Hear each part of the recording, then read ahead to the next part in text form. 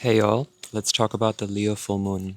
Full moon will be exact today on the 12th of February on 24 degrees of Leo and Aquarius.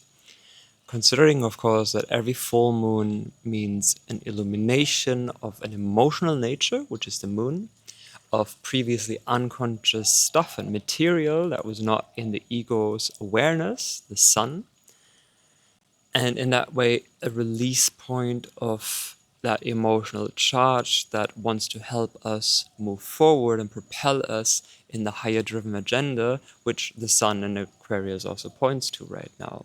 Right, the sun always implies the collective conscious focus of evolution for a given moment. The sun is now in Aquarius, and the full moon is the mirroring, the reflecting of the emotional material that was maybe subconscious, semi-conscious, or even fully unconscious up until this point.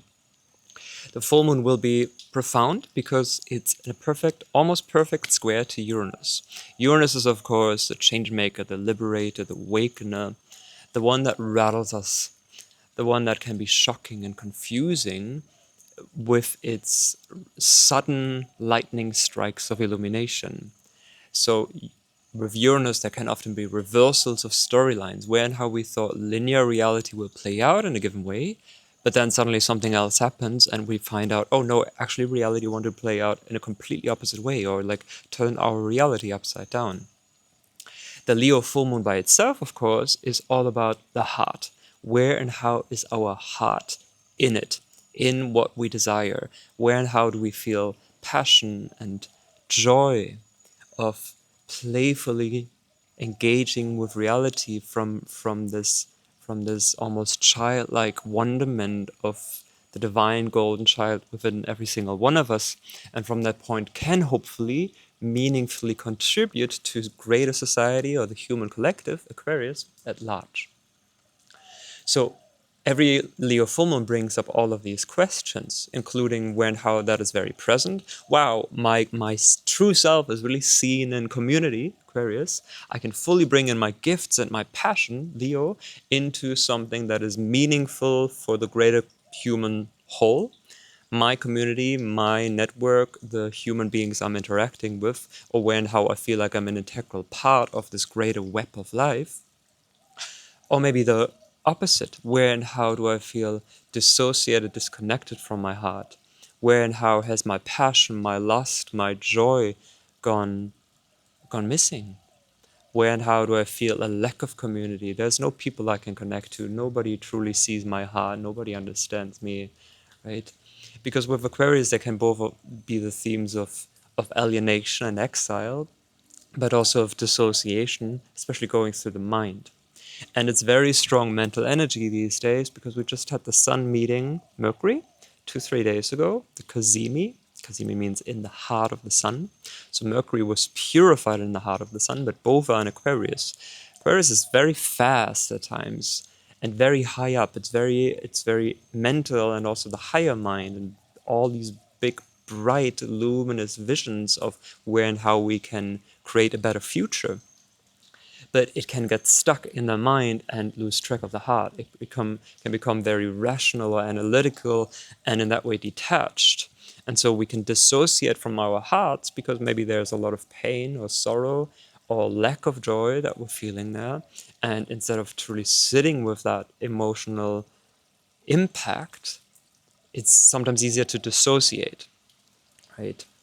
So with this very high mental energy, this Leo full moon might bring up even more the questions of like, are you connected to your heart? How does your heart beat for something? What do you actually desire and want from the depth of your heart? Not just what makes rational, logical sense. Where and how do you hide yourself, but where and how also are you asked to step up courageously to truly, authentically live your sovereign self and to show that to the world and to own it? The fact that both the moon and the sun from both ends, right? The opposition of the full moon is squared by Uranus in the middle. Uranus at 23 degrees of Taurus.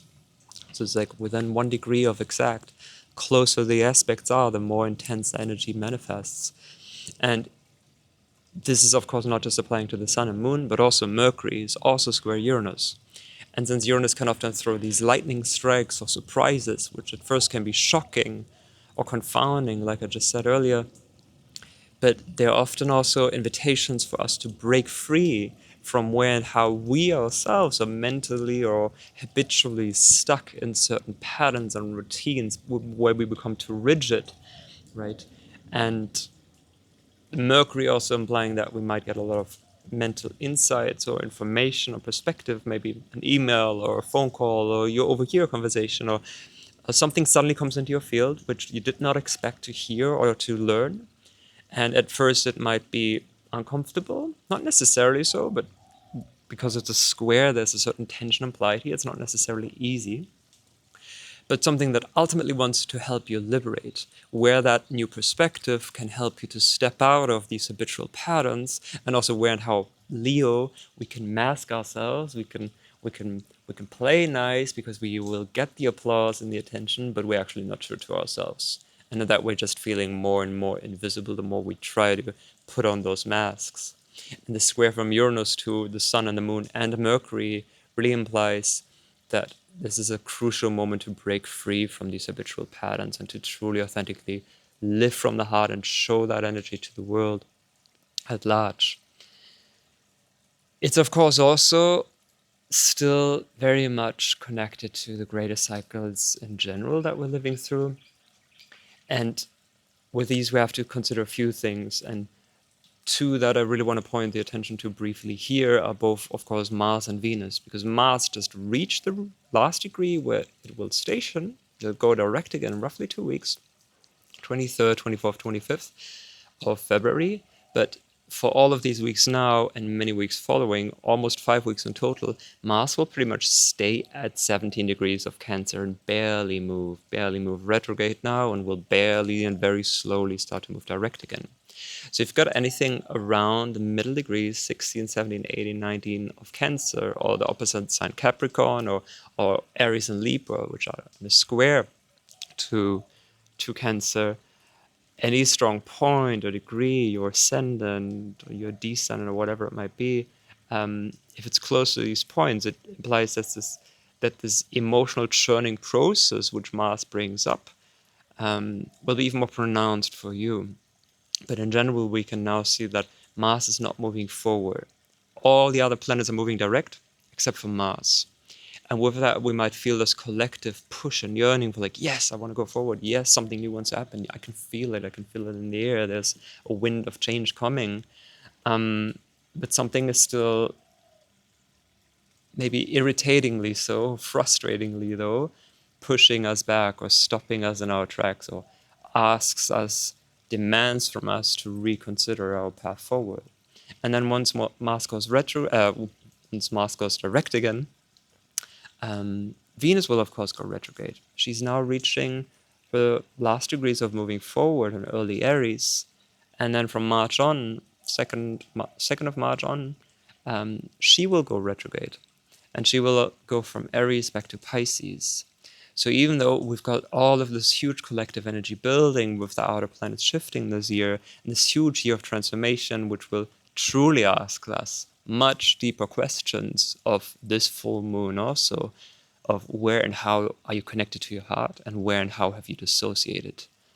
Because to the degrees that we are not authentic, we will just accumulate more and more habitual patterns, which A, make it harder to break free from, but B, also increase the amount of suffering that we experience because of the lack of the connection to our own heart. And wanting to participate in the collective drive and evolutionary desire of Aquarius for a better future and a better world for all human beings needs us to be connected to our heart. Because as logical and rational and sense-making and technical as Aquarius can be, if we only stay there, then what's the point? We can improve lives on every level through all the comforts of technology, for example, but as long as it doesn't touch the heart, then what's the point? So this Leo full moon really wants to reverberate through something here. And that's where the Mars and Venus retrograde come in, to show us where and how there's maybe a lot of emotional patterns, Mars and Cancer, that held us back from being our true authentic self, right? Because Mars went retrograde in Leo. It began its retrograde journey in early December in Leo. So these deeper emotional patterns and wounds that maybe hold us back, maybe stifle us, maybe put up conditioning or judgment of fear or heaviness around our heart in order to protect us, yeah, ultimately in the past, but that are maybe not serving us any longer. So where and how is there a deep process of unraveling there, and where and how that will very strongly lead over the coming weeks into very deep relationship territory. That's Venus retrograde more so, which will of course also go from Aries to Pisces, also a fire sign back to a water sign. So there's this collective feeling of like forward, forward, forward, fire, fire, transformation and power. But suddenly we get pulled back. And there's like deeper emotional undercurrents that first need to be resolved. And the implications of that Venus retrograde connecting also to this present moment of the Leo full moon, again, of course, remind us of the deep lesson to courageously show our true heart and our true colors and our true feathers if we want to be met in relationships in a way that is not just serving us, but also the human species, human storyline as a whole. Much more on that later in the coming weeks, days and weeks. For now, though, try to tune into your heart, breathe into all the spaces that maybe feel tight, that maybe feel like there was a lack of love, there was a lack of connection to my own heart, or not feeling like my heart is being appreciated or seen by others. Where and how did I feel like I have to mask or dissociate in order to not feel the pain of not being my authentic self? The sorrow or doubt of even believing that what our heart truly ultimately desires can even be real, can be manifested, or can manifest in my own life, right? Oh yeah, maybe other people can have that, but not me, right? And I really invite you to breathe into that space, because that's the last key. It's of course also that Aquarius, but also Uranus, also relate to trauma. Right? Trauma is where and how we also dissociated in the past, and dissociated aspects from ourselves that are kind of like, they're still here, they're still in our aura, in our magnetic fields. And this is why we keep on re-attracting people, relationships, dynamics, whatever it might be, that have a kind of same similar energetic charge. Because the deeper part of our being, our unconscious, our higher self, whatever you want to call it, our soul, longs for wholeness, longs for healing. Healing is wholeness, wholeness is healing. And it longs for these dissociated, disconnected parts of our being to return to center, to the heart, to the full presence of us. So as long as we don't consciously address these parts and try to come into more into a space of approaching healing, that self-healing, with agency, right? And please don't be too serious about it. Be joyful about it, right? That's Leo. Make it fun. Make it a game. Gamify your life. Gamify your trauma healing, right?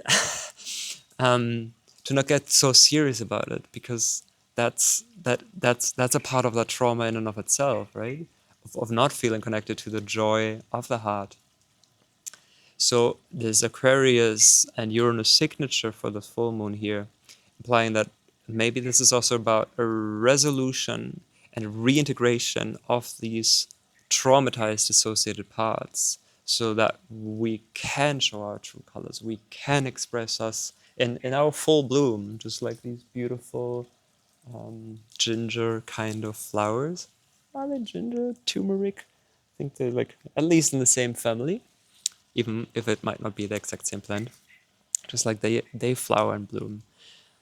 The Leo full moon asks us to let flowering and blooming occur from our own heart, and to joyfully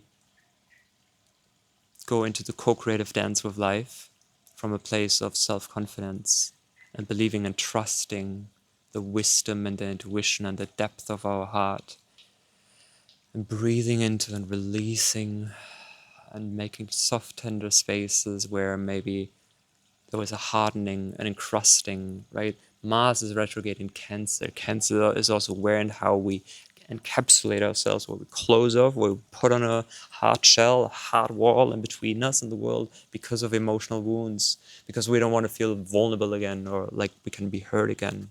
So there's Mars retrograde here. It began in Leo. The moon rules Cancer. The full moon in Leo has this deep connection to this Mars retrograde still, right? To soften also these hardened body parts, these hardened psychological and emotional parts, so that we can let go of these old shells which are too enclosing and too tight, that don't support growth anymore. So it can be a very joyful full moon, it can be a very tender full moon as well. If any shocks or surprises or sudden plot twists occur, try to go with it instead of resisting it, because Uranus wants us to change, and the more we resist change, the more shocking events sometimes have to be. As painful as that can be, it is what is like ejecting us out of the linear storyline that we might feel trapped in without even knowing it. And then maybe make an offering to a fire, and if it's just a candle flame, of things that you want to let go of that don't serve that self-belief and self-confidence and self-love of being deeply connected to your heart and to your joy. Releasing and purifying it through the fire of this Leo full moon, through a fire in your room, in your garden. There's a fire of the sun. And yeah, thank you so much for listening. I'll see you later. Come say hi on my website or Instagram, or if you like this video, I'd be happy if you like and subscribe as well, of course. Just getting this channel started, so it would mean so much to me. And I hope you've got a beautiful, flowering, blooming, blossoming Leo full moon today. Bye bye.